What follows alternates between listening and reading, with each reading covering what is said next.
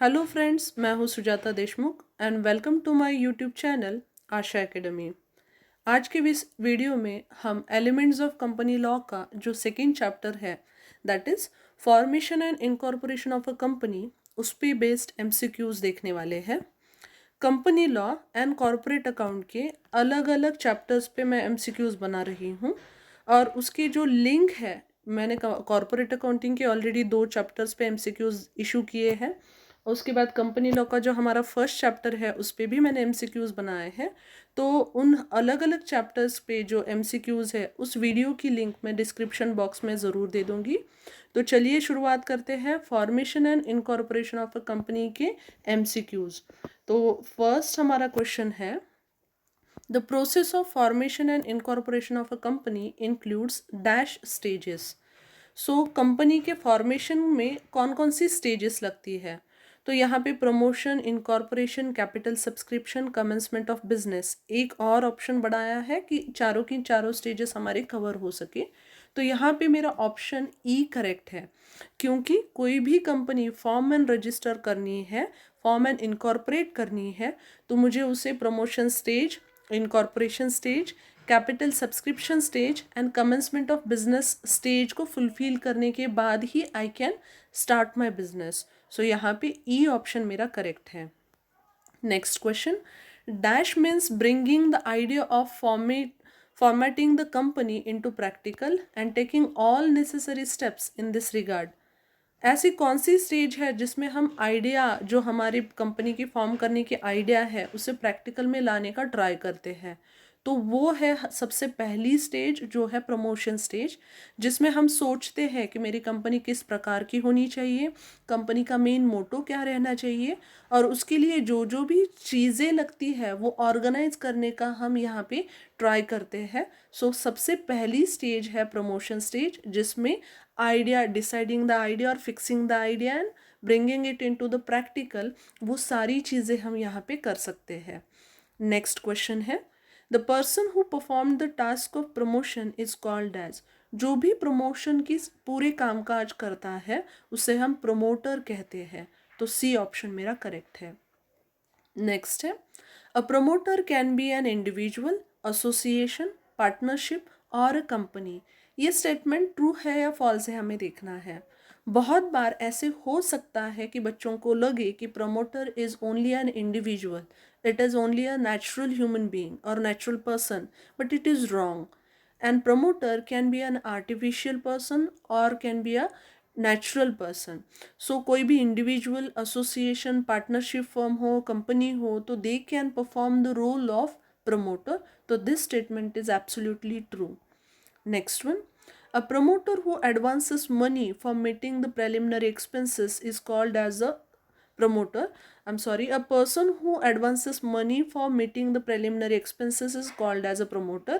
ये भी सेंटेंस आप ज़रूर ध्यान से देख लीजिए। जो प्रेलिमिनरी एक्सपेंसेस है, मतलब कंपनी फॉर्म करने से पहले के खर्चे हैं, वो खर्चों को फाइनेंस करने के लिए जो पैसे एडवांस देता है उससे प्रमोटर कह सकते हैं क्या? So this is totally wrong. False statement is this, because promoter is not only advancing the money, but promoter is bringing the money into the business for the business and utilizing it for the business. सो जो advance देता है दे may be the creditor, तो वो liability में चले जाएंगे, लेकिन जो प्रमोटर का प्रमोशन का काम करता है, पैसे ऑर्गेनाइज करना, जो भी चीज़ें लगती है वो ऑर्गेनाइज करना, उसे हम प्रमोटर कहते हैं। नेक्स्ट है, a promoters stands in dash relation with the company. So ये सारा है। तो प्रमोटर का लीगल स्टेटस बहुत इंपॉर्टेंट है कि प्रमोटर, कंपनी अभी तक फॉर्म नहीं की गई तो प्रमोटर को हम एक्चुअली क्या सपोज करें। So whether it's a trustee और वेदर इट्स एन एजेंट, तो क्या है, तो प्रमोटर लीगल पोजिशन और is always a fiduciary. So fiduciary मतलब जो भी ट्रस्ट एंड कॉन्फिडेंस पे बेस्ड रिलेशन है वही एक प्रमोटर का कंपनी के साथ होता है। तो यहाँ पे ए ऑप्शन करेक्ट है। नेक्स्ट है, a promoter must not make any dash at the companies expenses is one of the duty और ऑब्लिगेशन ऑफ अ प्रमोटर। तो कंपनी के खर्चे से कोई भी प्रमोटर खुद के लिए प्रॉफिट बना सकता है, but it cannot make or he cannot make a secret profit. Secret profit company के खर्चे से ना बनाए, it is one of the duty of the promoter. तो यहाँ पे डी ऑप्शन मेरा करेक्ट है। नेक्स्ट है, it is one of the duty of the promoter to fully disclose the facts. ये स्टेटमेंट ट्रू है या फॉल्स है? ये स्टेटमेंट ट्रू है। हमने अभी तक दो ड्यूटीज़ देखी है प्रमोटर की। पहली है कंपनी के एक्सपेंसेस से सीक्रेट प्रॉफिट नहीं बनाना है, एंड दूसरी कोई भी मटेरियल फैक्ट हो, मटेरियल मतलब जिसका इम्पैक्ट इन्वेस्टर्स पे हो सकता है, कंपनी के रिलेटेड स्टेक होल्डर्स पे हो सकता है, तो ऐसे कोई भी मटेरियल फैक्ट उसे डिस्क्लोज करना चाहिए, उसे ओपन करना चाहिए, and it is one of the duty of the promoter. Next, promoters enters into the contract to acquire some property or rights for the company which is yet to be incorporated. These contracts are called as dash contracts. So promoter कोई भी company के लिए property acquire करते हैं, वरना कोई भी company के लिए राइट एक्वायर करते हैं, लेकिन कंपनी अभी तक फॉर्म नहीं की गई है। सो इनकॉर्पोरेशन से पहले, फॉर्मेशन से पहले जो भी कॉन्ट्रैक्ट्स प्रमोटर करते हैं उसे क्या कहा जाता है? तो उसे हम प्रेलिमिनरी कॉन्ट्रैक्ट वरना प्री इनकॉर्पोरेशन कॉन्ट्रैक्ट कहते हैं। इनकॉर्पोरेशन से पहले है इसलिए प्री इनकॉर्पोरेशन, वरना स्टार्टिंग है इसलिए प्रेलिमिनरी। सो सी ऑप्शन यहाँ पे करेक्ट है। नेक्स्ट है, dash becomes liable for pre incorporation contract. Pre incorporation जो भी कॉन्ट्रैक्ट अभी हमने देखा है, तो कंपनी के फॉर्मेशन से पहले के जो कॉन्ट्रैक्ट है हम उसे प्रेलिमिनरी वरना प्री इनकॉर्पोरेशन कॉन्ट्रैक्ट्स कहते हैं। सो उसके लिए लायबल कौन है, कंपनी या और कोई? तो उसके लिए लायबल ऑलवेज प्रोमोटर्स होते हैं। सो सी ऑप्शन करेक्ट है।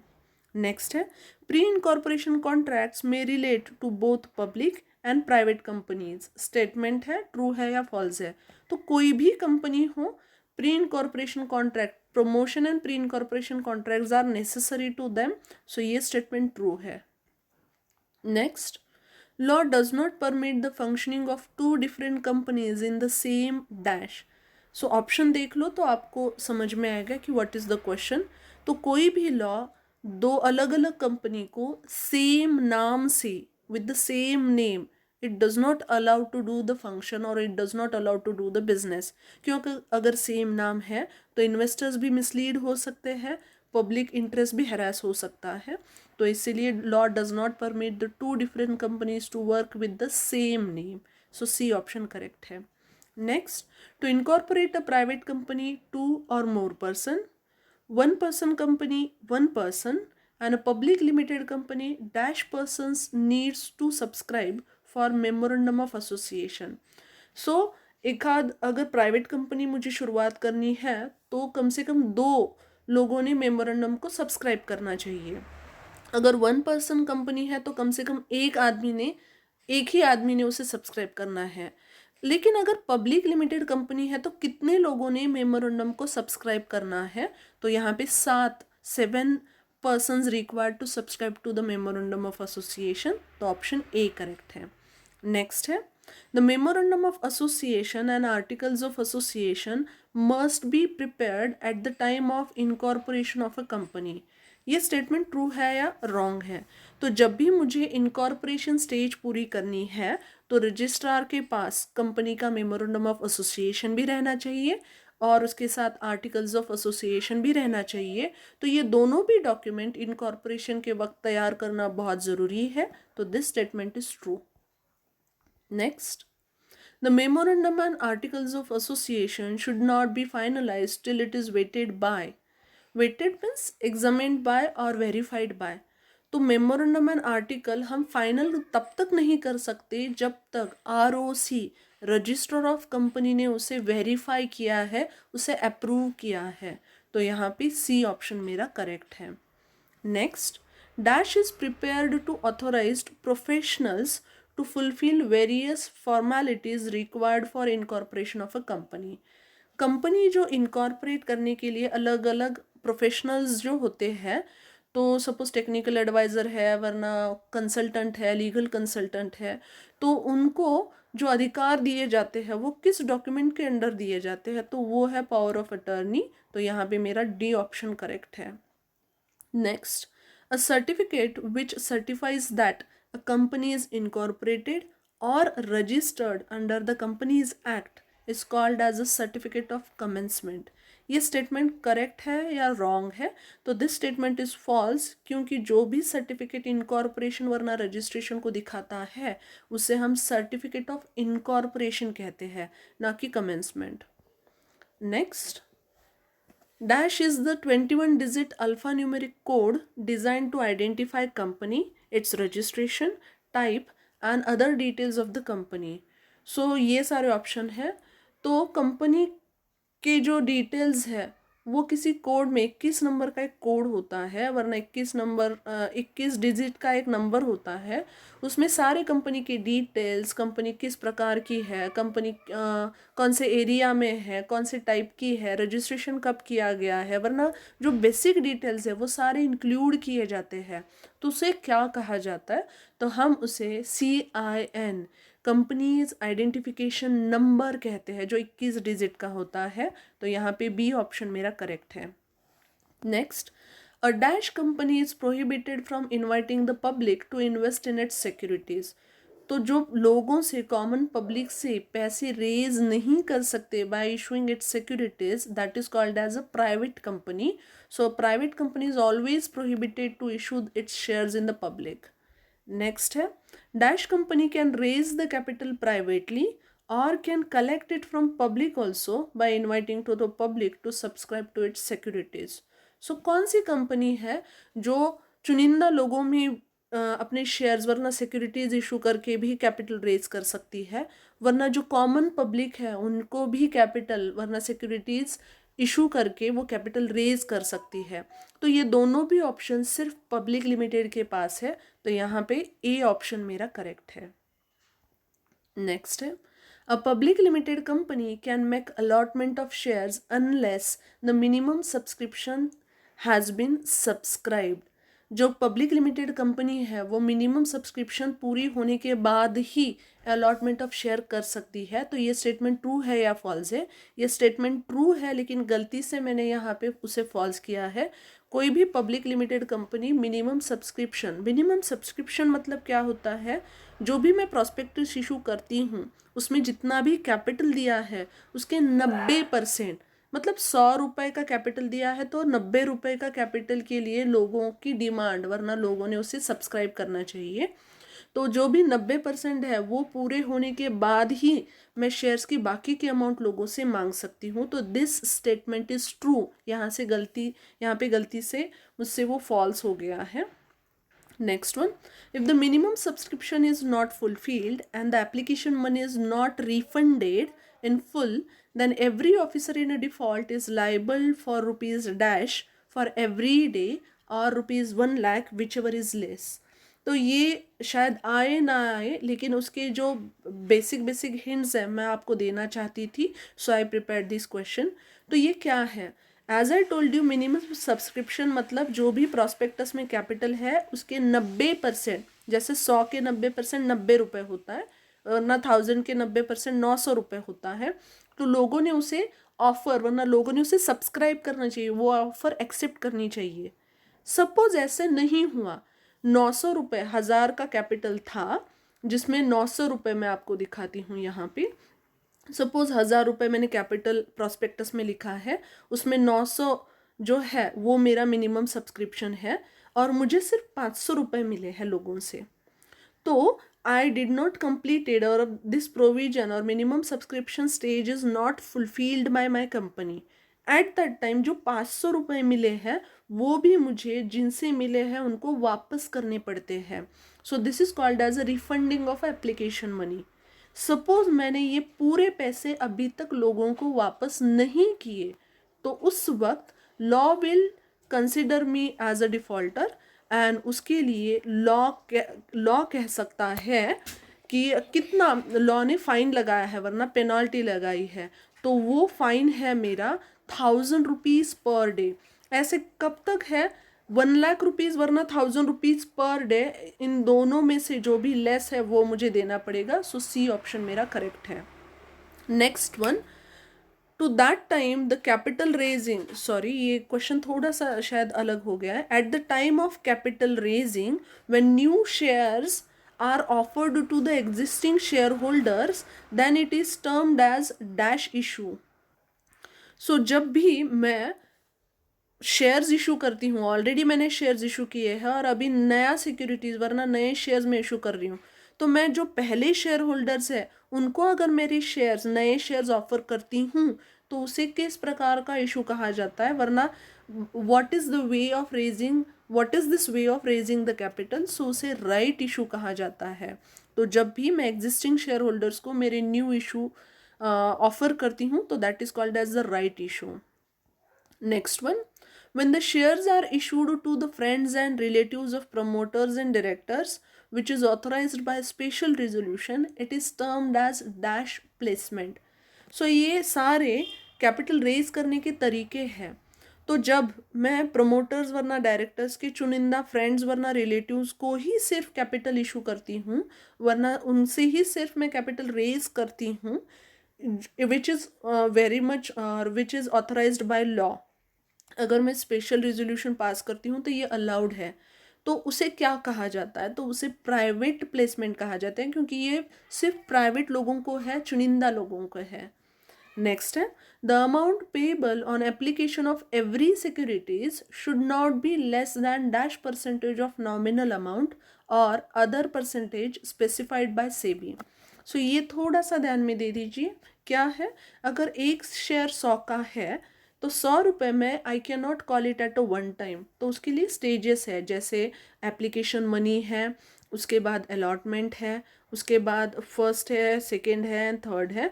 Company can call till only first stage, और कंपनी पूरे ये 5 भी स्टेज में पैसे मांग सकती है. तो 100 रुपये को उसी में डिवाइड किया जाता है कि एप्लीकेशन में थोड़े पैसे, अलॉटमेंट पे थोड़े पैसे, first call, second call and third call.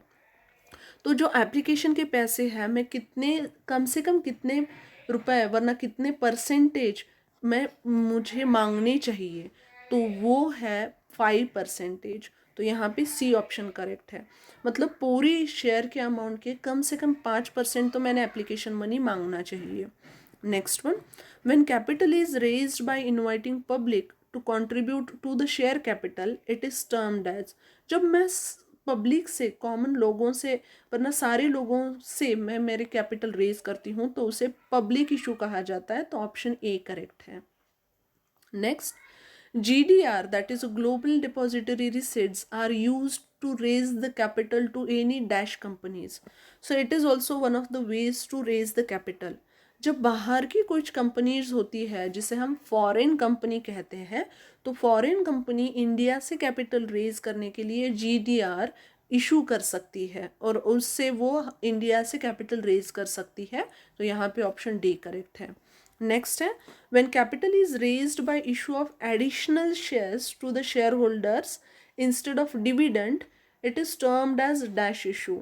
सो जो मेरे एग्जिस्टिंग शेयर होल्डर्स है उनको डिविडेंड देने की जगह, प्रॉफिट का जो पोर्शन है वो प्रॉफिट देने की जगह, डिस्ट्रीब्यूट करने की जगह उसके मैं शेयर्स देती हूँ वरना सिक्योरिटीज इशू करती हूँ, तो उसे किस प्रकार का इशू कहा जाता है, तो उसे हम बोनस इशू कहते हैं. तो ऑप्शन मेरा ए करेक्ट है. ये सारे एमसीक्यूज मैंने 3 स्टेजेस तक दिए हैं, जैसे प्रमोशन स्टेज है, इनकॉर्पोरेशन स्टेज है एंड कैपिटल रेजिंग स्टेज है.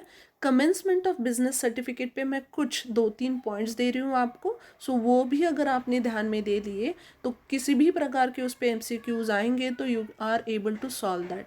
सो देख लीजिए, अगर कोई भी कंपनी शेयर कैपिटल है और उसे कमेंसमेंट ऑफ बिजनेस सर्टिफिकेट मिलना है तो it must fulfil at least this 2 conditions. तो पहली कंडीशन क्या है, डिक्लेरेशन बाय डायरेक्टर. डायरेक्टर ने डिक्लेयर करना चाहिए. क्या डिक्लेयर करना चाहिए, कि जितने भी मेमोरेंडम के सब्सक्राइबर्स हैं उन्होंने जितने भी शेयर्स लिए हैं उनके पूरे के पूरे पैसे उनसे कंपनी को मिले हैं.